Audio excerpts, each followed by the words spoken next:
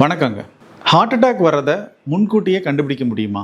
அதுக்கு ஏதாவது டெஸ்ட் இருக்கா? இந்த கேள்வியை ரீசெண்டாக என்னை பார்க்க ஒரு பேஷண்ட் வந்து கேட்டார். அவருக்கு தெரிஞ்ச ஒருத்தங்க ஒரு 10 days பேக் ஒரு இசிஜிலாம் எடுத்திருக்காங்க, நார்மலாக இருந்திருக்குன்னு சொல்லியிருக்காங்க. அதுக்கப்புறம் ஒரு ரொட்டீனாக ஒரு ட்ராவல் பண்ணும்போது அந்த ட்ராவல் அப்போ அவருக்கு செஸ்ட் பெயின் வந்து இறந்ததாக சொன்னார். அப்போது அவர் கேட்டது என்னென்னா, அந்த பர்டிகுலர் நபர் வந்து கொஞ்ச நாளைக்கு முன்னாடி தான் இசிஜி எக்கோ எடுத்திருக்காரு, அதெல்லாம் நார்மலாக இருந்திருக்கு. அப்புறம் எப்படி டாக்டர் அவங்களுக்கு ஹார்ட் அட்டாக் வந்துச்சு? ஏன் அந்த இசிஜியோ எக்கோலையோ முன்கூட்டியே ஹார்ட் அட்டாக் வரதை கண்டுபிடிக்க முடியல அப்படின்னு கேட்டார். ஸோ அதுக்கான விடை தான் இப்போ நான் சொல்ல போகிறேன். ஸோ இதுக்கு முன்னாடி ஃபஸ்ட்டு வந்து ஹார்ட் அட்டாக்னா அது எப்படி என்ன மெக்கானிசமில் நடக்குதுன்னு பார்த்துக்கலாம். மாரடைப்பு, அதாவது ஹார்ட் அட்டாக் அப்படின்னா என்ன அப்படின்னா, உங்கள் இருதயத்துக்கு சப்ளை பண்ணுற இரத்த குழாயில் ஏற்படுற அடைப்பு. அதாவது இருதயத்தோட தசைக்கு போகிற இரத்த குழாயில் நார்மலாக என்ன ஆகும்னா, ஆரம்பத்தில் அந்த இரத்த குழாய்க்குள்ளே எல்டிஎல்ங்கிற கொழுப்பு பார்ட்டிகல்ஸ் கொஞ்சம் கொஞ்சமாக படிய ஆரம்பிக்கும். அந்த கொழுப்பு கொஞ்சம் கொஞ்சமாக சைஸ் பெருசாகும். ஸோ இந்த கொழுப்பு படிமானங்கள் ஜஸ்ட் சுருக்கங்கள் தான், அந்த இரத்த குழாயில் உள்ள படிஞ்ச சுருக்கங்கள் தான். இதனால்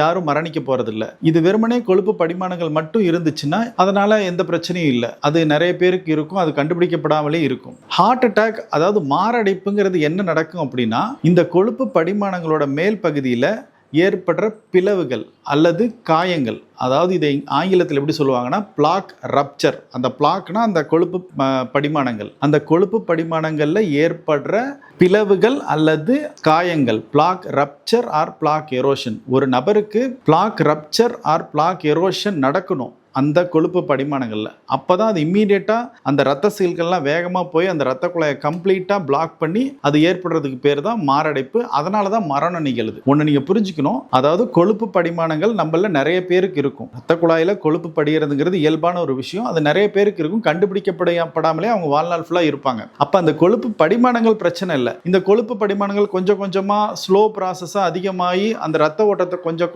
கொஞ்சமாக குறைச்சா கூட அதனால் மரணம் நிகழாது. ஏன்னா அவங்களுக்கு வந்து அது நடக்கும்போது மூச்சு வாங்குறது, நடக்கும்போது நெஞ்சு வலின்னு வருவாங்க, அதுக்கு மாத்திரை மருந்து கொடுத்து அவங்கள சரி பண்ணிடலாம். ஸோ வெறுமனே கொழுப்பு படிமானங்கள் மட்டும் உடனே ஒரு நபர் மரணிக்கிறதுக்கு காரணம் இல்லை. ஸோ இப்போ கேள்விக்கு வருவோம். இப்போ நம்ம வந்து இந்த கொழுப்பு படிமானங்கள் படிஞ்சு இருக்கிறத கண்டுபிடிக்கிறதுக்கு இதெல்லாம் சில டெஸ்ட் இருக்கு. உதாரணத்துக்கு ஒரு ட்ரெட்மில் டெஸ்ட்டோ அல்லது அந்த மாதிரி சில டெஸ்ட்டுகளை கண்டுபிடிக்கலாம். நமக்கு தேவை இந்த பிளாக் எப்போ ரப்சர் ஆக போகுதுங்கிற ஒரு டெஸ்ட் வேணும். ஸோ அதை கண்டுபிடிக்கிறதுக்கு ஏதாவது இருக்கா அப்படின்னா கண்டுபிடிக்கலாம். அதாவது அந்த எந்தெந்த பிளாக், அதாவது அந்த கொழுப்பு படிமானங்கள்லாம் ரப்சர் ஆக போகுது அப்படிங்கிறதுக்கு வந்து ஒரு சில கிரைட்டீரியா இருக்கு. அதுக்கு பேர் வல்னரபிள் பிளாக்னு சொல்லுவாங்க. இந்த பர்டிகுலர் கொழுப்புகள் சீக்கிரமாக அது வந்து உடைய ஆரம்பிக்கும் அல்லது அதில் கிளிசல்கள் வரும் அப்படிங்கிறத கண்டுபிடிக்கலாம். அந்த பர்டிகுலர் வல்னரபிள் பிளாக்கை மட்டும் நம்ம முன்கூட்டியே கண்டுபிடிச்சிட்டோம் அப்படின்னா அதை வந்து அந்த மாதிரி பர்டிகுலர் பர்சன்ஸை நம்ம ஹார்ட் அட்டாக் வர்றதுக்கு முன்னாடியே கண்டுபிடிச்சி சரி பண்ணிடலாம். அந்த வல்னரபிள் பிளாக்குன்னு சொல்கிற அந்த கொழுப்பு படிமானங்கள் எதனால்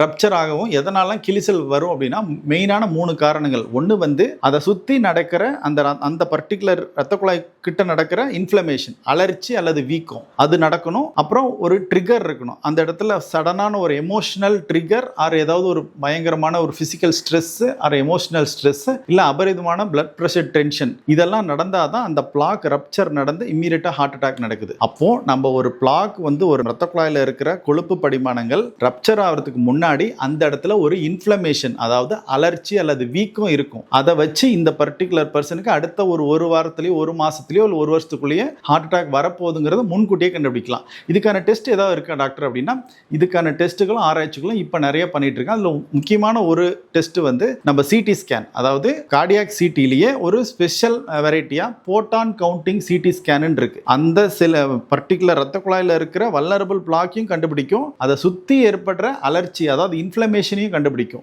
ஸோ இந்த பர்டிகுலர் சிடி ஸ்கேன் மூலிமா இப்போ ஒரு நபர் வந்து இப்போ ஒரு வாரத்துக்கு அப்புறம் ஹார்ட் அட்டாக் வரப்போகுதுன்னா இன்னைக்கு அவருக்கு இந்த சிடி ஸ்கேன் எடுத்தோம்னா அந்த பர்டிகுலர் நபருக்கான இன்ஃப்ளமேஷனும் தெரியும், அந்த வல்னரபிள் பிளாக்கையும் கண்டுபிடிக்கலாம்.